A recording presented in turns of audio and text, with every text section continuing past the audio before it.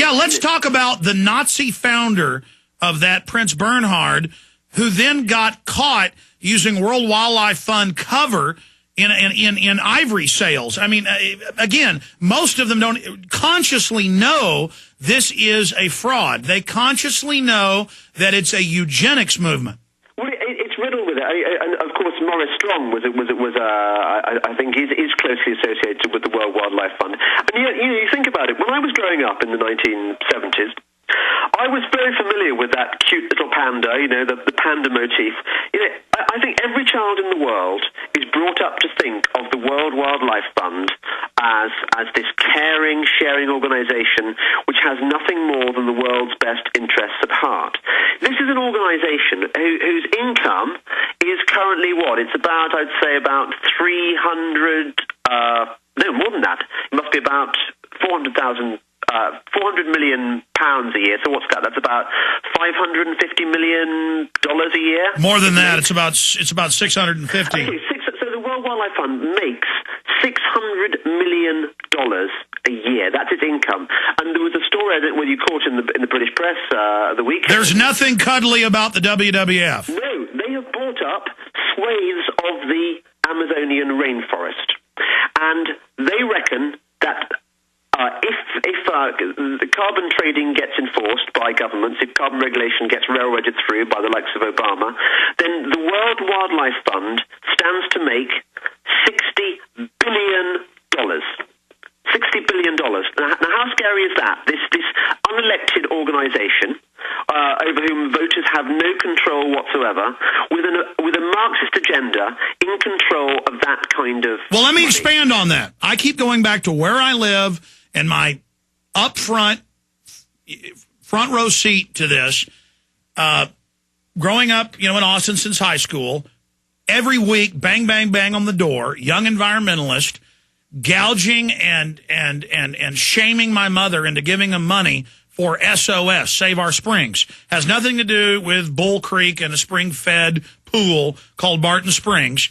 And the city of Austin stole more than 20,000 acres from citizens, paid them pennies on the dollar, and then all the local green leadership literally did deals to basically sell at reduced prices or give themselves the land. They own their own banks, and they're making hundreds of millions of dollars a year in the West Austin area where they stole all this land, and now it's hotels and million-dollar homes.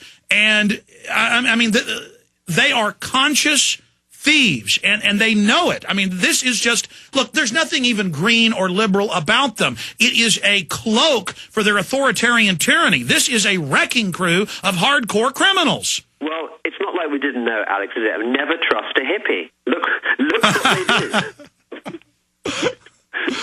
Well, I mean, not only do they smell, but they also steal your money. And it was ever thus. It's certainly been that case since at least Woodstock. So, well, I want to expand on that, though. You got a lot of useful hippies that mean well, and they all got mad once the banks ripped them off and didn't turn it into a big park. They just hated the people that owned the property, but now they're even more mad, but they're not marched up to the front of the city council anymore and told they're angels. They've been, many of them, banned from even speaking in Austin at the council. Worse, Alex. You could be living in California. I mean, that truly is a green Marxist paradise, isn't it? You've only got a tiny bit of your state being taken over by the libtards, but poor California has just been completely wiped out by it. Yeah, the mayor of L.A. said a 28% increase in the first year on your power bill. Yeah. I think you may have to encourage California to secede from the rest of America and allow it to go bankrupt and allow them to stew in their own juices and see the error of their waves, and then get a proper governor in, a sort of Reagan-style governor who brings them back from the brink. But instead, James, California, as you know, well, the UN talks about this, tax havens, they want to make all the rest of the country like that. And they say, oh, this socialism will only work once no one can run. And that's what the New World Order is a globe run by these people where there's nowhere to run, because wherever the hardworking people go, that becomes a wonderful place. And wherever the parasites are, vampires can't feed on vampires. Hello? James, is your phone cut? I was saying. Sorry, no, I thought you'd gone. I thought I'd lost you. No. I was saying vampires can't feed on vampires. No, I know. And who would have thought, 10 years ago, that the only place in the world safe to flee to now is Canada? I mean, Canada is about the only country in the world which is not buying all this eco-fascist nonsense. And the reason is that they're sitting on loads of oil, and that they live in a country which is so cold that no way would any government get away with enforcing the kind of fuel bill hikes that we have to accept in the rest of the world, because people can afford to heat their homes. And I'm afraid to say that America, Europe, even Australia is going down this greeny sinkhole. I'm not sure how we escape from this. Well, the good news is they've been exposed as frauds. Briefly, because you've been chronicling this, there's a new scandal every 2 or 3 days as big or bigger than the ClimateGate emails. And now I was reading last week where the UN's going to Hollywood saying, save us. No one believes us anymore. Obama can't get his bill. Why? Yeah. No, I mean, but you know what really frightens me in all this, Alex? We've had the ClimateGate scandal, and it had a lot of publicity, and then we've had Amazon Gate and Glacier Gate and Pachowri Gate and Africa Gate and Holland Gate, all these revelations which show that the UN, the IPCC, has been lying to us constantly. You know, these scientists have been exaggerating the extent of global warming. But what has actually happened to derail the HEW bandwagon? Nothing.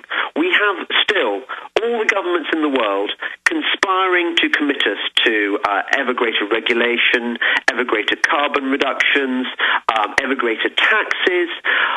I'm hoping that one good thing will emerge out of Obamacare, and that is that I'm hoping that it will strengthen the will of real conservatives in America to make this Obama's last success, because the real battle is going to be fought over cap and trade.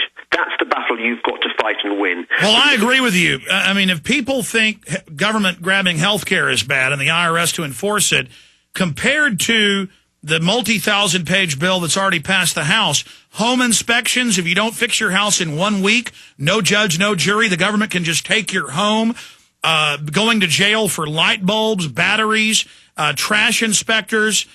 They mean business here, and if health care won't shut the economy down, then certainly this green power grab will. And I'm sure you saw the Audi commercials about the green police. The mayor of San Francisco, where that was produced, said, this isn't a joke. This is what we want to do. We want to turn hordes of authoritarians loose. If you, America, this is my message to you. If you lose the battle on cap and trade, if cap and trade passes, the world is doomed. That is it. You've got to make sure that Obama is a one-term president, number one.